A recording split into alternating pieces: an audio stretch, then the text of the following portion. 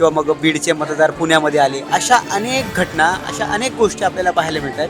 जोरदार गोंधळ पाहायला मिळतोय. नेमकं खरं काय आहे? आमच्या हातावरची ही जी शाही ती पुसली जाते. जेनझी ती पिढी भावनिक आणि ह्या गोष्टींमध्ये बिलकुल अडकून पडणार नाही आहे. गटार साचलेला आहे का, खड्डे आहेत का रस्त्यांवर, तिकडे न होता ही मराठी भावनिकतेवर गेली. कुठे हिंदू मुस्लिमचा मुद्दा आलाच. सत्ता नेहमी बॅलन्स असावी. केंद्रातही मोदींचं सरकार आहे, राज्यातही महायुती सरकार आहे, म्हणजे डबल इंजिनचं सरकार ऑलरेडी आहे. पण जर BMC मध्ये सुद्धा जर भाजपचं सरकार आलं, म्हणजे महायुतीचं सरकार आलं तर. नमस्कार, मी मयूर सावंत, न्यूज 18 मराठीमध्ये आपल्या सर्वांचं स्वागत आहे. आज संपूर्ण राज्यभरामध्ये 29 महापालिकांसाठी मतदान पार पडतं आहे आणि याचा जो रिझल्ट आहे तो उद्या आहे. आत्ता 3:30 वाजेपर्यंत जर आपण पाहिलं तर 3:30 पर्यंत 43% जे मतदान आहे ते पार पडलेलं आहे. मात्र जर सर्वात महत्त्वाचं म्हणजे जर आपण पाहिलं तर राज्यभरामध्ये अनेक ठिकाणी जे आहे, म्हणजे संभाजीनगर असेल, ठाणे असेल किंवा मुंबई यासारख्या ठिकाणी बोगस मतदान असेल किंवा पैशांचे जे वाटप आहे, अशा प्रकारच्या ज्या घटना आहेत त्या समोर आलेल्या आहेत. आत्तापर्यंत किती टक्के मतदान जे आहे ते पार पडलेलं आहे आणि आत्ताची आकडेवारी काय आहेत, बोगस मतदान का पार पडतं आहे, या सर्व जी काही माहिती आहे ती आपण या व्हिडिओच्या माध्यमातून जे आहे ते आपण पाहणार आहोत. त्याचबरोबर माझे सहकारी आहेत, आपण त्यांच्याशी गप्पा मारूयात. त्यांच्यासोबत आपण बघूयात की आत्तापर्यंत जी आकडेवारी आहे मतदानाची ती किती टक्के पार पडलेली आहे आणि कुठे कुठे राडे झालेले आहेत, बोगस मतदान आहेत किंवा दुबार मतदार आहे, ते अशा प्रकारच्या घटना का घडत आहेत ते आपण सर्व जी स्टोरी आहेत किंवा ज्या घटना आहेत ते आपण जाणून घेणार आहोत. आता माझ्याबरोबर माझा सहकारी आहे प्रसाद जगताप. प्रसाद काय सांगशील? प्रसाद काय सांगशील आत्तापर्यंत मतदाराची काय आकडेवारी आहे आणि त्यानंतर कुठे कुठे गडबड झालेला आहे किंवा दुबार मतदार आहेत किंवा राडा झालेला आहे, असं राज्यातील अनेक ठिकाणी आपल्याला पाहायला मिळतं आहे आणि संभाजीनगर हा हॉटस्पॉट ठरताना पाहायला मिळतोय. काय सांगशील याबद्दल? बरोबर सांगितलं मयूर. आतापर्यंत दुपारी 3:30 वाजेपर्यंतची अधिकृत आकडेवारी आहे. जवळपास 43% मतदान झाल्याची माहिती 3:30-4 वाजेपर्यंतची ही आकडेवारी आहे. आणि जसं की तू म्हटलं की वेगवेगळ्या ठिकाणी राज्यभरात वेगवेगळ्या घटना समोर येत आहेत. म्हणजे दुबार मतदारांना पकडलं किंवा मग शिवसेना, भाजप, ठाकरे गट, भाजप यांच्यामध्ये राडे झाले, कार्यकर्ते एकमेकांना भिडले, मतदान केंद्रासमोर पैसे सापडले किंवा मग याच्या गाडीत पैसे सापडले किंवा मग बीडचे मतदार पुण्यामध्ये आले, अशा अनेक घटना, अशा अनेक गोष्टी आपल्याला पाहायला मिळतात. म्हणजे निवडणुकीच्या आजच्या मतदानाच्या दिवशी राज्यभरात वेगवेगळ्या ठिकाणी वेगवेगळ्या भागात जोरदार गोंधळ पाहायला मिळतोय. मुंबईमध्ये सुद्धा आपल्याला ठिकठिकाणी तणावाचं वातावरण पाहायला मिळतं आहे. आत्ताच धारावीतली एक बातमी आहे, काही नवमतदार आहेत, काही तरुण आहेत जे मतदान करायला गेले, पण मतदान करायला गेल्यानंतर त्यांना कळलं की त्यांच्या नावावर कुणीतरी दुसराच मतदान करून गेला आहे. अशा सुद्धा घटना या निमित्तानं पाहायला मिळत आहेत. बरं, काही लोकांची नाव नोंदणी ज्या प्रभागात झाली त्या प्रभागात त्यांचं नाव नाही, तर त्यांचं नाव दुसऱ्याच कुठल्या तरी प्रभागात आहे. यावरून सुद्धा आपल्याला अनेक ठिकाणी गोंधळ पाहायला मिळतोय. जसं की तू मगाशी म्हटलं संभाजीनगरात, तर संभाजीनगरात पहिली मला वाटतं दुबार मतदाराची पहिली विकेट संभाजीनगरमध्ये पडली. 8 संशयित महिला मतदारांना तिथं पोलिसांनी ताब्यात घेतलं आहे. त्या बुरखा घालून दुबार मतदान करत होते असा पोलिसांना संशय. याबाबत अजून सखोल चौकशी सुरू आहे, पण तिथूनच मग मोठ्या प्रमाणात आपल्याला राडे, गडबड, गोंधळ असं सगळं पाहायला मिळतं आहे. एकंदरीतच मतदानाचा माहोल आहे. सर्वसामान्य लोक मतदान करतायत, पण त्या व्यतिरिक्त या गोष्टी आहेतच. पण वातावरण जबरदस्त आहे आणि सगळीच लोक यात सहभागी होत आहेत, हे महत्त्वाचं आहे. प्रसाद, नक्कीच तू मगाशी मुंबईचा एक उल्लेख केलास की मुंबईमध्ये पण आपल्याला राडे पाहायला मिळत आहेत. परंतु मुंबईमध्ये जर आपण पाहिलं तर अस्तित्वाची लढाई आहे ठाकरे आणि महायुतीमध्ये. तर मुंबईमध्ये जर आपण पाहिलं तर मुंबईचा महापौर कोण हा जो प्रश्न आहे तो मतदान होण्यापूर्वी आणि गेल्या काही 1 महिन्यांपासून 2 महिन्यांपासून सुरू आहे. ठाकरे बंधू एकत्र आल्यानंतर तुला काय नेमकं वाटतं, जनतेचा किंवा मुंबईकरांचा हा जो कौल आहे तो नेमका कोणाला असेल? म्हणजे हा जो प्रश्न तुम्हाला विचारला आहेस मयूर, तो अगदी काही 24 तासातच, पुढच्या 24 तासातच तो सगळ्या महाराष्ट्रालाच क्लिअर होऊन जाणार आहे. म्हणजे मुंबईची ही जी लढत आहे ही तू म्हटला त्याप्रमाणे फक्त मुंबईचंच नाही तर सगळ्या देशाचं या निवडणुकीकडे लक्ष लागलं आहे. याला कारण असं आहे की मुंबई देशाची आर्थिक राजधानी तर म्हटली जाते, पण मुंबईवर नेमकं कुणाची सत्ता असेल याकडे सगळ्यांचं लक्ष लागलं आहे. मग त्याला ठाकरे बंधूंचं एकत्र येणं, 20 वर्षांनंतर एकत्र येणं, परत त्याला भाजपानं विकासाच्या कामातून उत्तर देणं, दोघांची वेगवेगळे मुद्दे आपल्याला या निवडणुकीत पाहायला मिळाले. त्यामुळे ही लढत फार इंटरेस्टिंग होणारच आहे. त्याकडे सगळ्या महाराष्ट्राचं लक्ष लागूनच आहे. आता ते लवकरच आपल्याला पुढच्या उद्याच या वेळेपर्यंत कदाचित चित्र क्लिअर झालेलं असेल की मुंबईचा महापौर कोण, मग तो हिंदू, हिंदी, मराठी हे जे काही सगळे मुद्दे हे उद्या आपल्याला क्लिअर झालेले दिसणारच आहेत. तर उत्सुकता आहे मला, पाहूयात उद्या काय निकाल येतात किंवा मतपेटीतून मतदार काय कौल देतात, हे सगळ्यात महत्त्वाचं आहे. नक्कीच प्रसाद, जर आपण पाहिलं तर मुंबईचा महापौर नेमका कोण होणार यावरती हा जो प्रश्न आहे तो सर्वांनाच पडलेला आहे. माझा सहकारी आहे पुनीत, आपण त्याला विचारणार आहोत. पुनीत, आज सकाळपासून बघतोय आपल्याला राहाडे पाहायला मिळतात आणि मेन म्हणजे मी वोट केलेलं आहे, पण माझी जी शाई आहे वरती ती लावलेली ती मार्करमुळे पुसली जाते, अशा पद्धतीचा जो आरोप आहे तो करण्यात येतो. आणि आज संपूर्ण राज्यभरामध्ये यावरूनच गोंधळ सुरू आहे. तुला नेमकं काय वाटतं? नक्कीच मयूर, सकाळपासून आपण पाहतोय की अनेक ठिकाणी आपल्याला पाहायला मिळालं की अनेक लोकांनी मतदान केल्यानंतर आपापले व्हिडिओ किंवा फोटो हे सोशल मीडियावर टाकले आणि प्रत्येकाने असा दावा केला की आमच्या हातावरची ही जी शाई ती पुसली जाते. तर त्यावरून काही वेळातच नंतर निवडणूक आयोगाने पत्रकार परिषद घेतली. त्यावर त्यांनी स्पष्टीकरण दिलं आहे की जो कोणी जर हे चुकीचं निघत असेल तर त्यावर कारवाई केली जाईल, असं निवडणूक आयोगाचं म्हणणं आहे. आणि आतापर्यंत मतदानाचा एक आकडा बघितला तर गोष्ट असे की 3:30 पर्यंत दुपारी नागपूर, मुंबई, ठाणे अशा अनेक भागामध्ये 41 ते 42% दरम्यान मतदान झालेलं आहे. त्यामुळे अजूनही मतदानाचा हा आकडा कमी दिसतो. त्यामुळे या निवडणूक म्हणजे जी ही चालू आहे त्याच्यामध्ये आपल्याला काहीतरी पाहावं लागेल की खूप गोष्टी अजून बाकी आहेत. म्हणजे अनेक जनता आहे ती अजून मतदानाला तिला जाणं गरजेचं आहे आणि अनेक गोष्टी आपल्याला पुढे त्याच्यामुळे स्पष्ट होऊ शकतात. आणि गेल्या पुढच्या 24 तासामध्ये आपल्याला कळेल की मुंबईचा महापौर नेमका कोण असणार आहे. नक्कीच पुनीत, जर तू बघितलंस तर तू नागपूर, मला वाटतं नाशिक या मतदारसंघातून तू येतो. नाशिकमध्ये नेमकं आता काय चाललेलं आहे? मगाशी तू काय पाहिलं असेल, काय घडामोडी घडलेल्या आहेत आतापासून सकाळच्या? नाशिकमध्ये आता आपण तसं बघायला गेलो तर मतदान अजूनही सुरू आहे. मतदानाची ही टक्केवारी 3:30 पर्यंत 40 ते 42% दरम्यान ते मतदान झालेलं आहे.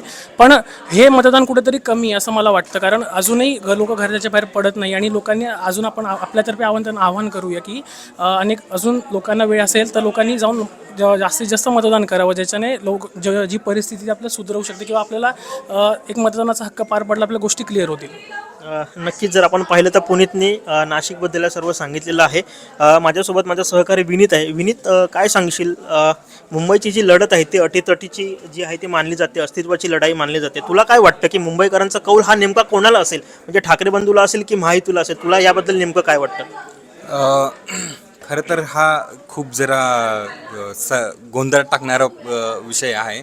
कारण आत्तापर्यंत जेवढी वर्ष ठाकरेंकडे मुंबई महानगरपालिका होती आणि जो काही वेगवेगळ्या मुद्द्यांवर ही खरं तर निवडणुकीचा प्रचार केला गेला, जसं की विकासाच्या मुद्द्यावर भाजप आणि शिवसेना शिंदेगट यांनी विकासाच्या मुद्द्यावर त्यांनी प्रश्न उचलले आणि ठाकरे बंधूंनी जवळपास भावनिक साथ घातली वगैरे अशा प्रकारचा एक सर्वांचा एक विचार आहे ते की त्या पद्धतीने आहे. पण आता खरा मुंबईकर उतरताना कुठल्या झोननी विचार करेल आणि मत टाकेल हे आता बघण्यासारखी गोष्ट आहे. पण मला तर वाटतं विकासाच्या दृष्टीने शक्यतो विचार करू शकतील असं मला वाटतं. कारण ज्या पद्धतीने जी मुंबईत वेगवेगळी विकास कामं झालेली, ह्या सगळ्या गोष्टी झाल्या, त्या गेल्या कमी कालावधीत खूप जास्त प्रकारचे कामं केली गेली, तर कदाचित लोकांना ते आवडल्याची शक्यता पण आहे. तर बघूयात आता आपण काय. एक प्रकारे जेनजी जर आपण पाहिले तर ही विकासाच्या दृष्टीने विचार करते का? तुला काय वाटतं? हो, नक्कीच. म्हणजे झेनझी जी नवीन पिढी आहे तर ती पिढी भावनिक आणि ह्या गोष्टींमध्ये बिलकुल अडकून पडणार नाही आहे. नवीन पिढी, नवीन मुलं हे एकदम प्रॅक्टिकल आहेत, एकदम म्हणजे त्यांना सगळं फटाफट गोष्टी पाहिजे आहेत. त्यांचं लाईफस्टाईल, त्यांची राहणीमान, त्यांचं जे काय डेली जे स्ट्रक्चर आहे ते कसं सिम्प्लिफाय होऊ शकतं त्याच्याबद्दल त्यांना ज्या अपेक्षित गोष्टी आहेत, जसं की मेट्रो आहे, कोस्टल रोड झालेले, वेगवेगळे त्यांच्या ज्या काही गोष्टी आहेत जे त्यांना जे त्यांचं लाईफ मस्त करत आहेत, तर त्यांना तेच हवं आहे फक्त. तर त्यानुसार जेनझी भावनिक होत नाही आहे आणि ते प्रॅक्टिकल विचार करते. माझ्यासोबत माझी सहकारी उत्कर्ष आहे. उत्कर्षा, काय सांगशील ज्या पद्धतीने आता घडामोडी सुरू आहेत, अनेक ठिकाणी राडे सुरू आहेत, बोगस मतदान सुरू आहे, काय वाटतं तुला याबद्दल, नेमकं काय सांगशील? नाही, ही तर परिस्थिती खूपच वाईट आहे. कारण की बोगस मतदान वाटलेलं होईल एवढं, पण आता एक एक व्हिडिओ जशा समोर येत आहेत की एवढ्या प्रमाणात होत आहे की नेमकं आता खरं मतदान कुठलं आहे आणि काय, हाच मोठा प्रश्न पडला. इथे लोकांच्या हाताच्या शाई जात आहेत निघून, धुवून हातातनं, म्हणजे एवढे सारे व्हिडिओ येतात की कोणी हात धुवून शाई जाते, कोणाची असेच पुसून शाई जाते. नेमकं खरं काय आहे? आज आपण सकाळी बघितलं तर ती पोडू मशीन जी आहे ती पोडू मशीन ही आणण्यात आली आणि त्यानंतर अनेक जे राजकीय नेते आहेत त्यांनी जे प्रश्न आहेत ते त्यांनी निर्माण केलेले आहेत की ही मशीन आत्ताच का आणलेली आहे. बरोबर आहे. अशा खूप साऱ्या गोष्टी आहेत ज्याच्यावर आपण शंका, म्हणजे खूप साऱ्या नेत्यांनी, राजकीय नेत्यांनी, पक्षांनी शंका घेतलेली की आता ही मशीन आत्ताच का, याचा फायदा नेमकं कोणाला होणार आहे. आता विरोधक म्हणतात की सत्ताधाऱ्यांना याचा फायदा होणार, सत्ताधारी बोलतात की याचा झाला फायदा तर आम्हाला होईल, जर हे जिंकलं तर यांना पण होऊ शकतो. म्हणजे आत्ता सध्या तरी अशी, म्हणजे आपण बोलतो ना की 50-50 वाली एक सिच्युएशन आहे. आपण कळेल आपल्याला थोड्या वेळात, जसं थोडे अजून हे होत जाईल, आकडे समोर येत जातील तसं कळेल. संध्याकाळपर्यंत आपल्याला एक अजून जसं एक्झिट पोल किंवा या सगळ्या गोष्टी सुरू होतील, कळेल मग कोणाची सत्ता येते, महापौर कोणाचा. मुंबईमध्ये काय वाटतं? मुंबईमध्ये आता ठीक आहे, बघू. अस्तित्वाची लढाई आहे. ठाकरे बंधूंची पण आहे, शिंदे आणि भाजपला पण स्वतःचं एक म्हणजे बोलतात ना की एक त्यांचं म्हणजे वर्चस्व ठेवायचं आहे मुंबईवर. आणि त्यामुळे खूप साऱ्या गोष्टी, प्रत्येकाला असं वाटतं की यार आपण जिंकलो पाहिजे वगैरे. असं तू आणि मी उभं असतो तर आपल्याला वाटलं की आपण जिंकलो पाहिजे वगैरे. त्यामुळे ठीक आहे, बघू आता लोकांच्या मनात काय, जनतेचा कौल काय सांगतोय त्याच्यावर कळेल. यानंतर माझी पुढची सहकारी आरती आहे. आरती, काय सांगशील, मुंबईला महाराष्ट्रापासून तोडण्याचा जो डाव आहे हे गेल्या कित्येक दिवसापासून आपण ऐकतो आहे संपूर्ण राजकारणामध्ये आणि संपूर्ण मुंबईकर ऐकतो आहे. जसं भाजपचे नेते कृपाशंकर शिह यांनी हे वादग्रस्त वक्तव्य केलं होतं. त्यानंतर जर बघितलं तर महाराष्ट्रातील जेवढे पण राजकीय नेते असतील आणि खासकर ठाकरे बंधू असतील हे पेटून उठले. पण यावेळी असं वादग्रस्त वक्तव्य करणं हे कितपत म्हणजे योग्य आहे असं तुला वाटतं?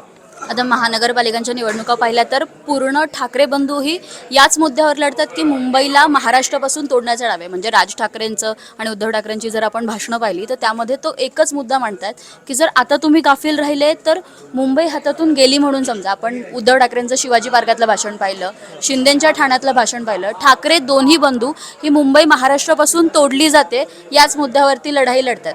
आता इथे न्यूजरूममध्ये जेव्हा गप्पा चाललेला तेव्हा आपल्याकडे जे प्रताप सर आहेत, ते आउटपुटचे सर, ते असं म्हणत होते की सत्ता नेहमी बॅलन्स असावी.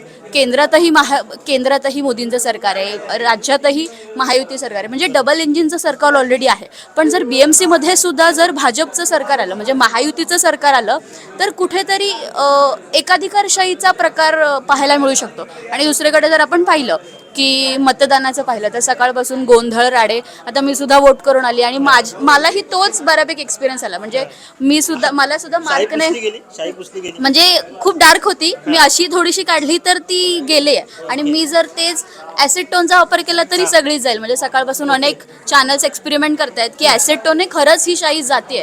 अनेक मतदारांना सुद्धा हाच एक्सपिरियन्स आलाय. ठाकरे गट असेल, मनसैनिक असेल, त्यांनी हाच आरोप केलाय, ही शाही पुसली जाते. त्यामुळे दुबार मतदारांचं प्रमाण वाढतंय. आता जवळपास 5 वाजून 9 मिनिटं झालेत. अवघा एक तास किंवा 50 मिनिटं उरलेत. तर त्यामध्ये काय होतंय, तिथे बाजी कशी पलटते, किती मतदार मतदान करतायत, या सगळ्यावरती ठरवलं जाऊ शकतं की बाबा उद्याचा रिझल्ट काय लागेल. आरतीने आता ज्या प्रकारे सांगितलं आहे की आत्तापर्यंत मला वाटतं 45% इतकं मतदान झालेलं आहे. आपल्यासोबत आपला सहकारी श्रेयस आहे, आपण श्रेयसला विचारूया. श्रेयस, काय सांगशील, आत्तापर्यंतची आकडेवारी काय आहे?